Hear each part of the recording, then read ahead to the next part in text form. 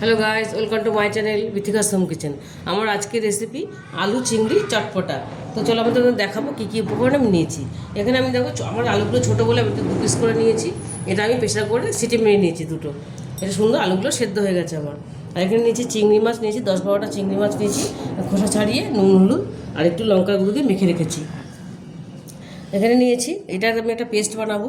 পেঁয়াজ কুচি, আদা, রসুন, সাদা তিল, কাজু বাদাম আর কাঁচা লঙ্কা, এগুলো আমি একসঙ্গে মিক্সিতে পেস্ট করব। আর এখানে নিয়েছি আমি ফোড়নের জন্য গোটা গরম মশলা আর গোটা জিরে। এখানে আছে চিনি, এখানে আছে হলুদ গুঁড়ো, লঙ্কার গুঁড়ো, ধনে গুঁড়ো, জিরের গুঁড়ো। আর এখানে আছে পেঁয়াজ কুচি। আর এখানে নিয়েছি আমি তেঁতুল। এই তেঁতুলটাকে আমি যেহেতু চটপটা, এই জন্য তেঁতুলটাকে আমি জল দিয়ে গুলে নেবো, গুলে বীজ-টিজগুলো আমি ফেলে দেবো। এখানে যে নুন, সর্ষের তেল, এখানে আছে কসুরি মেথি। আমার ধনেপাতা নেই, তাই জন্য আমি কসুরি মেথি দেবো। আর এখানে নিচে একটা মিক্সি। সর্বপ্রথমে আমি মিক্সিতে এই মশলাগুলো সব ঢেলে নেব।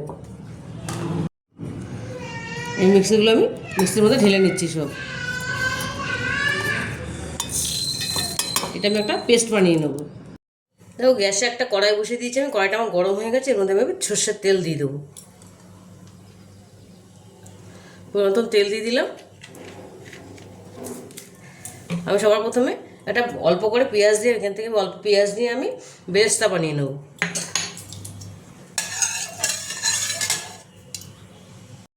তেলটা আমার গরম হয়ে গেছে, এবার আমি পেঁয়াজটা দিয়ে দেবো। পেঁয়াজটা আমি লাল করে ভেজে তুলে নেব।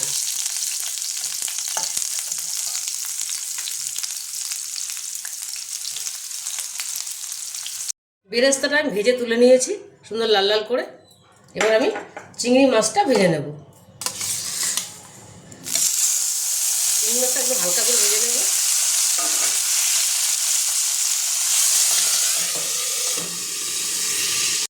তো চিংড়ি মাছটা আমি ভেজে তুলে নিয়েছি। এবার আমি আলুটা একটুখানি, সেদ্ধ আলুটা একটুখানি ভেজে নেবো, হালকা ভেজে নেবো, তাহলে খেতে ভালো লাগবে। এটার মধ্যে আমি নুন দিয়ে সেদ্ধ করেছি, এখন আর নুন দেবো না। আমি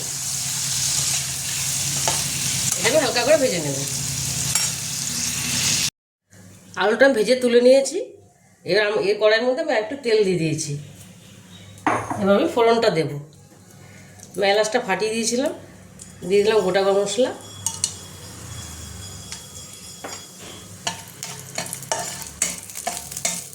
দিয়ে দেবো গোটা জিরেটা,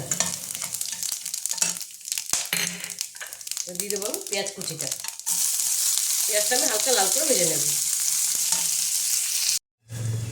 পেঁয়াজটা আমি হালকা লাল করে ভেজে নিয়েছি। এবার আমি মশলা পেস্টটা দিয়ে দেবো। এই পেস্টটা আমি বানিয়ে রেখেছিলাম মিক্সিতে, এটা আমি দিয়ে দিলাম। মিক্সিটা ধুয়ে একটু জল দেবো।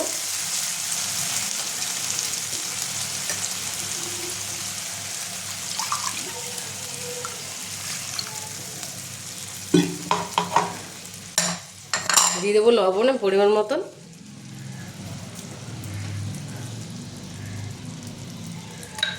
দিয়ে দেবো গুঁড়ো মশলাগুলো, হলুদ গুঁড়ো, লঙ্কার গুঁড়ো, ধনে গুঁড়ো, জিরে গুঁড়ো।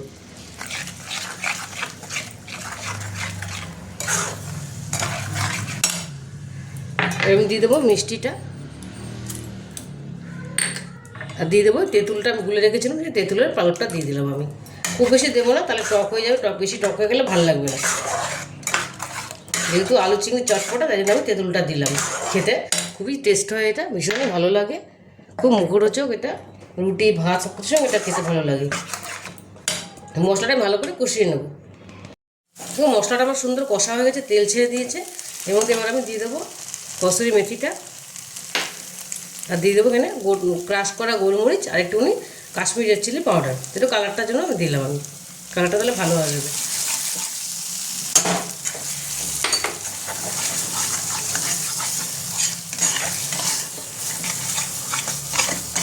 এবার আমি দিয়ে দেবো আলুগুলো। আলুটা আমি দিয়ে দিলাম।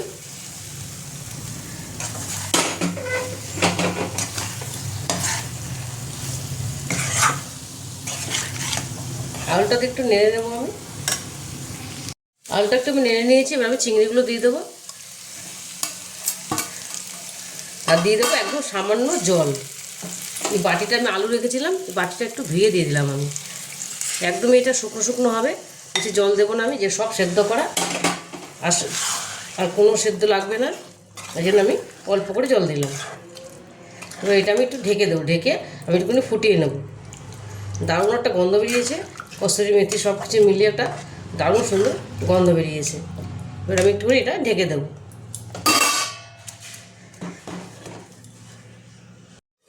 দেখো চিংড়ি আলু চটপটাটা আমার রেডি হয়ে গেছে। ঝোলটা প্রায় শুকিয়ে এসছে, আমি আর শুকাবো না, ঠান্ডা হলে আরও শুকিয়ে যাবে। এবার আমি বেরেস্তাটা দিয়ে দেবো, বেরেস্তার ওপরে আমি ছড়িয়ে দিলাম।